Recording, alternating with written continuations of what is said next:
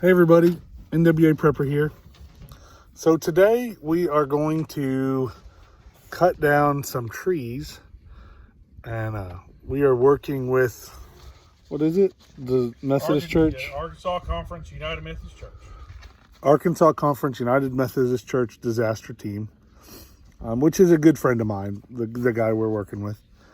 And so we are going to cut that tree there, and then one in the back of this trailer, and I will show them to you.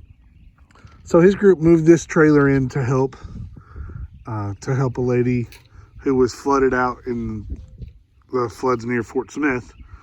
And so this tree is gonna go, he says it's going that way, so hopefully we won't show a video if it doesn't fall where we want it. And then this other one, which of course would have been much easier, you know, had we been able to cut them out before they put the trailer in. But don't always get what you want, so that's the plan. And he is going to give us some tips and pointers on some of his equipment and some of well, whatever he'll tell us. I don't know yet. Is there a problem with being Kevin? No, you can be Kevin. So this is Kevin. Hi guys. And he is gearing up with his mostly total PPE. We're getting closer. Right now we're working on stuff. He's just, I'm One not thing going I will say, I've been running chainsaw. I grew up on the farm, started running chainsaw when I was about 12, 14 years old. I learned all the wrong ways to do stuff. I will tell you now, I work for a power line maintenance crew. So I have a chainsaw in my hand, usually at least once a week. And I can tell you, I will not start a chainsaw anymore without a pair of chaps on. I just don't. It's just not worth it. If you run a chainsaw very much at all, you've caught your jeans, you've caught your boot, you've done something, you've had a close call, you've scratched the top of your leg, had a close call or something. So these chaps here are these are the Pro chaps. They wrap around here at the bottom. That's the difference in them. You don't have to have these just for everyday use. The reason that I wear these, number one, I didn't have to pay for them. My company buys them. Number two, a lot of my work on chainsaw, on a power line right away, is down really low.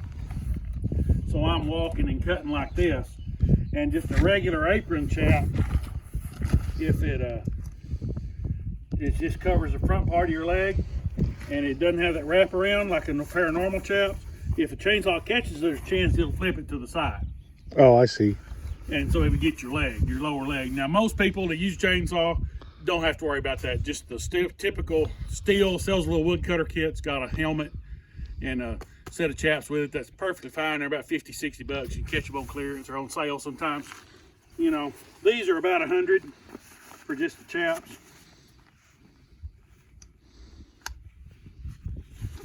So that's the reason I wear the more involved wraparound. And it doesn't hang in the brush as bad either, but if you're just cutting wood on the weekend or something, you don't need the wraparound chaps like that.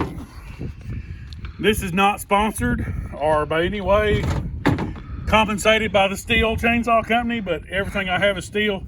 It's what I found is most dependable. It's what we buy at work.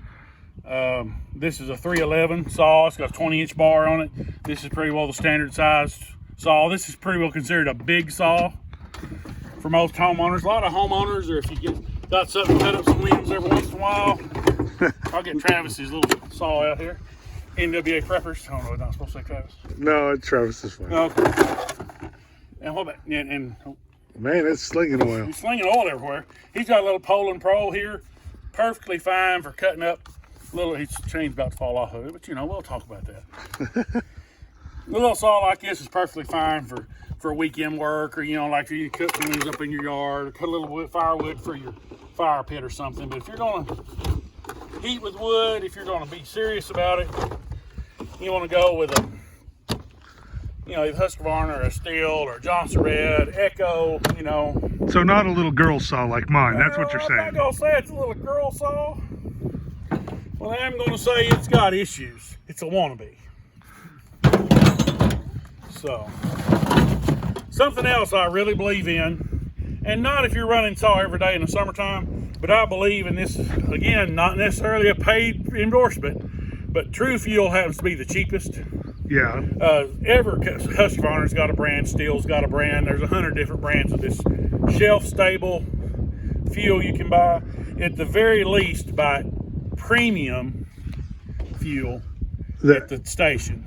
As less ethanol as you can. Right, least amount of ethanol as you can. If you got a little local station that advertises no ethanol gas, buy that. But at the very least, buy premium. But it's so expensive. Well, you're talking about, let's just face it, you're talking about 50 cents difference. And you're talking about a $500 to $700 saw. Well, unless the little girl saw like even mine. the little $200 girl saw, $175, whatever that little toy costs. It's still, you're looking at saving 50 cents or $1 right now against a piece of equipment. It's like any other tool. Take care of your tools, they take care of you. When you need it to work, you want it to work. You want to maintain it. It's always a little cheaper, spend a little money as you go, than it is to scrimp on everything, and then get to the end and it blows up for something. Okay, well, what other materials do you need to maintain that saw? Good quality bar oil. Don't buy just a 30 weight. Again, yes, I know it's cheaper. Yes, I know it's nice, but don't use burnt motor oil. I've known a lot of guys use motor oil. No, I hear that a lot. No, don't do it. The reason of that is it comes from one of those maintenance standpoints. The bar oil, and there's a couple of different. I don't care what brand. Bar oils have a sticky something in them. Have got a viscosity, got some sticky stuff in it that helps it travel in the groove, helps it follow that groove around in the chain and keeps that chain lubricated. Okay. So it's worth, in my opinion, it's worth the extra money. If you're going to cut firewood and stuff and maintain your equipment, you need to buy the right stuff to do it with. Always use good quality fuel. I use the brand of oil of whatever saw I have. My dad's got Husqvarna brand saws on the farm. We buy the little boxes of Husqvarna oil. Okay. Yes, it's 50 cents higher, but again, put good stuff into it. It'll last longer, and their maintenance. It's more engineered. If it does blow up and you take it to them, they'll say, "Well, what kind of oil do you use?" Well, I use steel oil. Oh, well, maybe it is something wrong with the saw. Because most of them have a manufacturer's defect warranty on them. Yeah. I've just become a pretty big believer in spending a little bit extra money, buy whatever the manufacturer recommends, at least for the first 2 or 3 years you own the saw. Yeah. Well, it's still for sure covered. Right. Well, it's still for sure covered, and it's a little higher quality. Yeah, you can spend whatever you want to on them. But again, it's a tool. If do you buy the cheapest ammunition you can get and put through your rifle? No, not really. You buy something a little better. Middle of the road. And that's kind of the same thing I think here. Bobo's shaking his head. So anyway, use good quality bar oil. Use at least a premium gas with the oil mix branded for your saw. Mix it the right ratio. One thing we figured out this morning is the little girl saw is a 40-to-1 oil ratio mix. The real saw is a 50-to-1 oil ratio mix. And so that can fuel is also shelf stable, right? Yes. Can fuel self stable. I don't know exactly how long it'll last, but it will last a long time. I don't know. It may not even say on here for sure, but I know it's shelf stabilized for storage. Great for long-term storage. It doesn't have a date, anything. So anyway, like I said, I definitely recommend especially if you don't run your saw very often. If you store it a lot. If you got like a pole saw that you get out and use to cut some branches or something every once in a while. Yeah.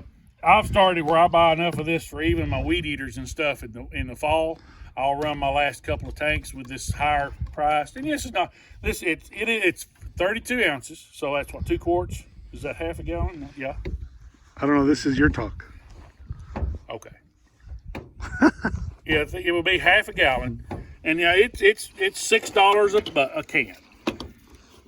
There's for the little girl saw. There's your 40-to-1. So yeah, it's $6 a can. So yeah, it's okay. Oh my God, that's $12 a gallon. Okay, but I can tell you since I've started using this, I don't have, whenever you pull your weed eaters and stuff out in the spring to use them, they'll start right up and run. And you don't have to make a $50 trip to the technician or spend a bunch of time cleaning the carburetor. So once you're using it in the middle of the season and like cutting firewood, you can just use mixed gas. Just use mixed gas. Yeah, don't feel like you have to buy this every day. Only if we use this in our disaster relief stuff, because that stuff's stored a lot. Our generators and stuff just sit until we need it. Again, in the fire department, we use this in our fire department too. I'm a volunteer firefighter. We use this the canned fuel in our firefighter equipment because it's not ran every day, but when you want to run it, it's got to run. Yeah. But we do that the same way. We put this in it for storage, but we'll mix gas. Let's say we get out on a storm and we have to clear a bunch of streets in town. We'll go down to the store and mix a gallon. We keep on hand where we mix a gallon, to use for that. But we keep it, the storage is always this canned fuel, and it's cut down a whole lot on the problems. Well, that's good. All right. So for this, because we're going to do this in segments. And so we're about 11 minutes in. So we're going to go and let you kind of finish getting geared up and get your saw ready. And then we'll go from there. Sounds good. Always remember, guys, let's get ready.